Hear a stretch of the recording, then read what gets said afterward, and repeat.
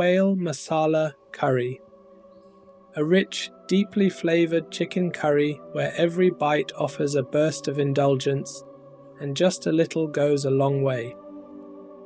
Welcome back to Burmawala Kitchen, where Mum and I will guide you through crafting this delightful dish with ease and charm. We're starting with 8 small quails, whole and pristine, as we want to preserve their elegance in the dish. To these we add 1 tablespoon of salt, 1 teaspoon of crushed black pepper, 1 tablespoon of garam masala, and 1 tablespoon of poppy seeds. For warmth and depth, we'll mix in 2 tablespoons of dhania jeera, 2 tablespoons of Kashmiri red chili powder, 1 teaspoon of regular chili powder, and 1 teaspoon of turmeric for that unmistakable golden glow. Lastly, 2 tablespoons of desiccated coconut will give the curry a rich, nutty undertone. Oh, and how could I forget? 2 tablespoons each of garlic and ginger paste. These are the foundation of any good curry. Gently massage all these spices and flavors into the quails, coating them beautifully. Now let's move to the stove. In a sturdy cooking pot, heat half a cup of oil and 1 tablespoon of ghee on medium heat. It might seem like a lot, but trust me, all great curries start with a touch of indulgence. Once the oil is shimmering, add 2 large onions,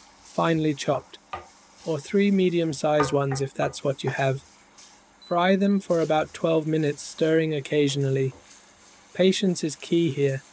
Let the onions caramelize gently to a lovely golden brown hue. Resist the urge to rush.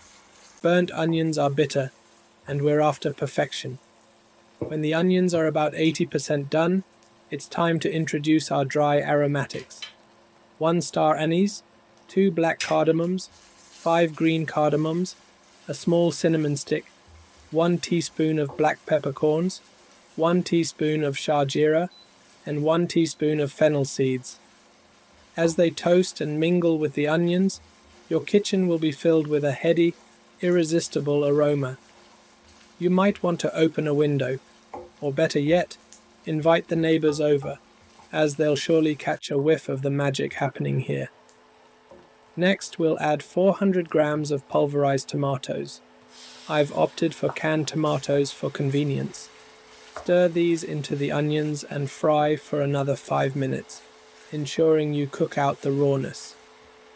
You'll notice the mixture transforming into a beautiful rich base. If it starts to dry out, add a splash of water to keep everything moving smoothly. You'll know it's ready when the oil begins to rise to the top, a glorious sign of a well-cooked masala. Now it's time to carefully introduce our marinated quails, placing them one by one into the fragrant masala. Don't just toss them in. We want to preserve their integrity and keep them looking as elegant as they'll taste. Once all the quails are nestled in, gently stir them to coat in the masala. Let them sear for a few minutes until they take on a lovely color and the spices come alive with every movement.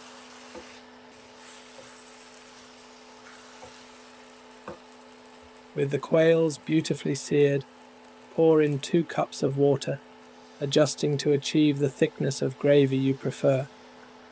This recipe leans towards the thicker side, so don't overdo it.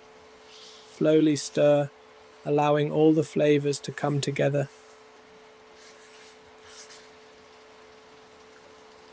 Bring the curry to a gentle boil, then pop on the lid and let it simmer on medium heat for 20 minutes. Be sure to check occasionally, giving the pot a careful stir to prevent any sticking at the bottom, especially with the desiccated coconut in the mix. After 20 minutes, lift the lid, and you'll be greeted with the sight of a gloriously thick, rich gravy, and the aroma will be absolutely heavenly. But we're not quite done yet. To add a touch of luxury, stir in 3 tablespoons of Cura water, which brings an elegant floral note. Then, add 3 large green chilies for that final kick, and finish with a generous handful of fresh coriander, chopped to perfection. Now take a step back and admire your masterpiece. The quails are perfectly cooked, the gravy is luscious and vibrant, and the oil has risen to the top like a badge of honor.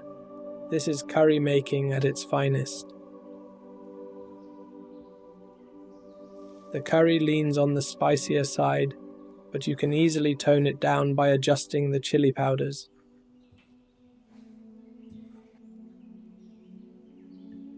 Serve it with steamed rice, naan, or paratha, and don't let anyone tell you not to eat it straight from the pan. You've earned it.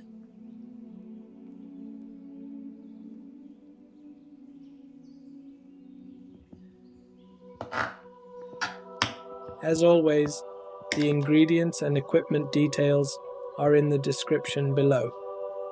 Thank you for joining us at Burmawala Kitchen. Mum and I are thrilled to share our recipes with you, and we can't wait to see you recreate them. Happy cooking!